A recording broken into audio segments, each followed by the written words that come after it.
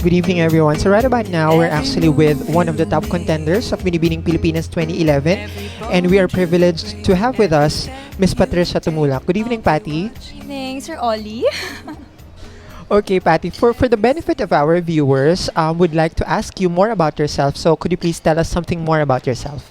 Okay. Should I hold the mic? Okay. So aside from dreaming to become next beauty queen, I've always wanted to become a preschool teacher ever since I was little. That is why I took up child development education, minor in special education in Miriam College. So there.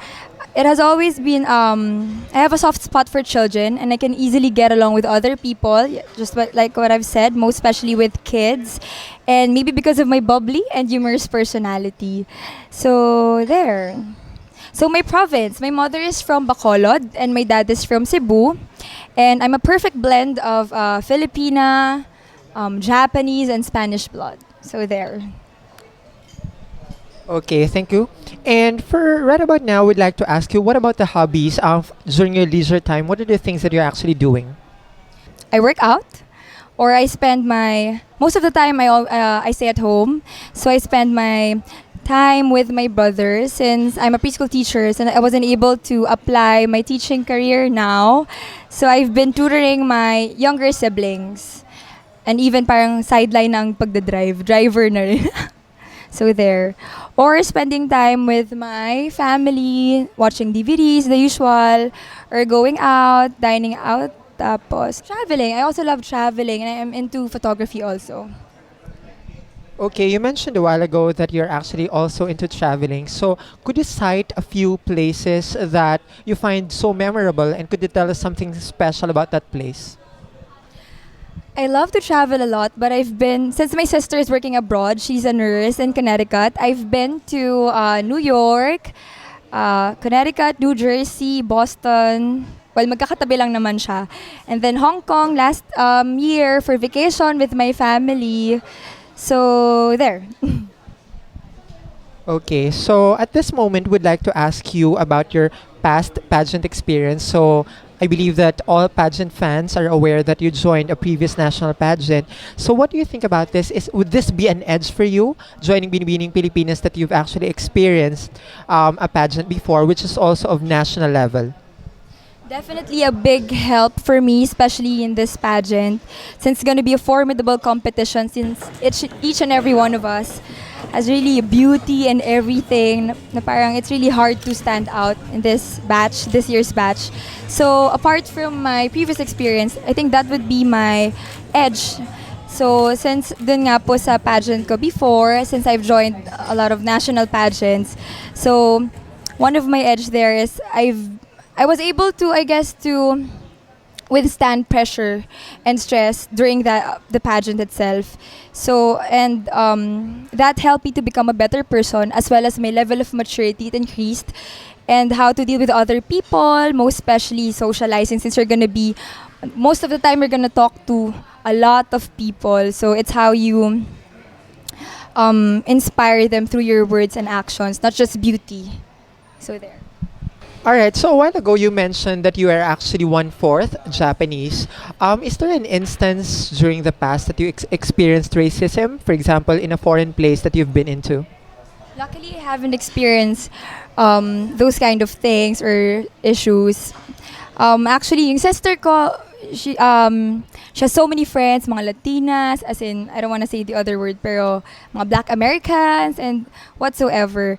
And the people there really like Filipinos because of their hospitality and their personality itself. So there.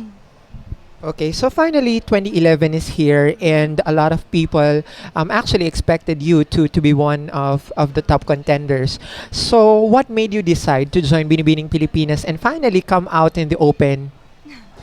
Well, basically, the driving force or my dream started because of my mom. So it was my mother's dream, but now it's mine, and I was able to put on hold my teaching career for this one. So I want to prove to myself, not only for other people, that I've made the right decision, and that there's gut feeling that this is really it's really the right time for you to join, and hopefully the judges would cooperate. So there, let's see what happens. I'm keeping my fingers crossed and hope for the best. And yeah, we're here now in Binibining Pilipinas 2011. So, and so far, could you share to our viewers what are the preparations that you are doing? I believe that 2011 is one of the toughest batches we've ever had in terms of, for example, the face-wise, facially, and of course, physically. And we should also contribute, I mean, the mental preparedness and as well as the emotional preparedness of the candidates. So, could you tell us about your preparations for this year's pageant? I think I've prepared almost all of my life since I was nag-join po ako sa mga national pageants.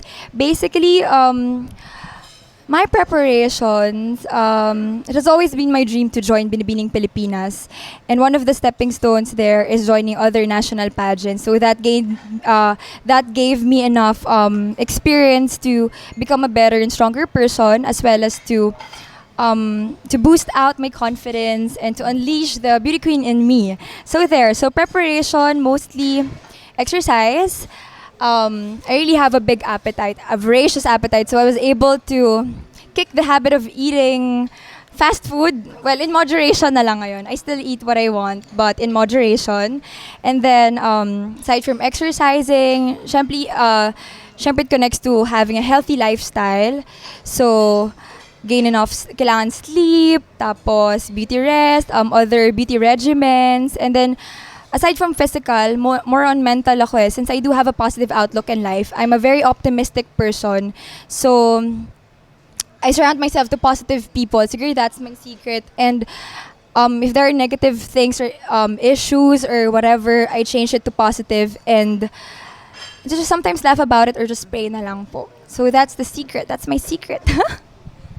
Okay, and we all know that in a beauty pageant, of course, there are a lot of supporters. At the same time, there are a lot of bashers. So first and foremost, let's talk about your supporters. We all know that there are a lot of people supporting you, both those here in Manila or just random people. I mean, those you meet through the internet or those abroad, a lot of supporting you. So what can you say to your supporters? Actually, para akong celebrity. Kasi even hindi pa nag-start yung Binibini, like a lot of random beautiful strangers have been messaging me or complimenting me. And I feel really so blessed to have these kind of people from different walks of life who keeps and continue supporting me throughout despite the negative issues along the way.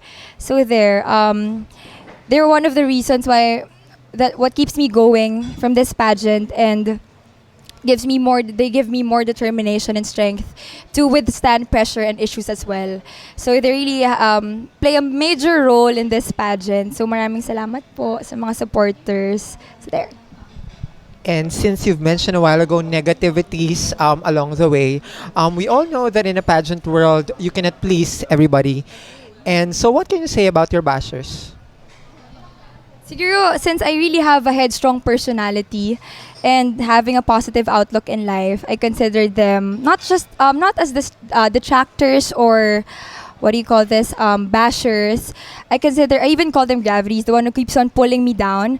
But it's up to me to how to cope up with these issues. And I know that God has not would not give me anything that I couldn't handle. So it's really up to me how to solve this issue. So for me, sometimes it's either ignore na lang or sometimes be open to constructive criticisms. Sometimes it matters because there's always a room for improvements, but not for mediocrity. So sometimes I really appreciate their effort kasi sometimes focus sila sa akin eh. So ayun, nagbibigay po sila ng strength din. Pareho sila ng both supporters as well as my gravities. So I'm very thankful kasi if actually mas gusto ko yung more on negative feedback sa akin so I will know what to improve, like kasi alam kong may kulang pa eh. So it's really a big may benefit din sila actually. So I'm very thankful din. And dahil doon naging matatag pa ako and yung faith ko kay God lalong lumakas. And that's a new word, ha? Gravities. Were you the one who coined that term, gravities? Yes. Actually, gravities, marami sila. The one who keeps on pulling me down. So there. So you mentioned a while ago, and we all know that you have a lot of supporters, both here in Manila, abroad, and in the internet. What is that most touching, should we say, experience or comment you heard or read that made you really your heart melt? Um, Comments, or I think yung I just celebrated my birthday yesterday. So actually last week I call them Josas ng kagandahan. So hello girls, ladies, nagprepare sila ng surprise party for me, and they even gave me a frame. I'm with Isabel and Diane that night. So during that night, they've mentioned may speech nga sila, each and everyone, lahat sila. So nagbigay sila ng mga encouraging messages na you can do it, na parang just ignore the negative vibes and focus on what you have right now, and to tap your God-given potentials and be strong to fight, keep moving forward. So yan. And from this conversation, I can really see that you're a very positive person. I mean, you know how to handle criticisms. I mean, you take it as constructive ones. So during the past 2 weeks, what do you think is that one criticism, or should we say comment, that hurt you in one way or another?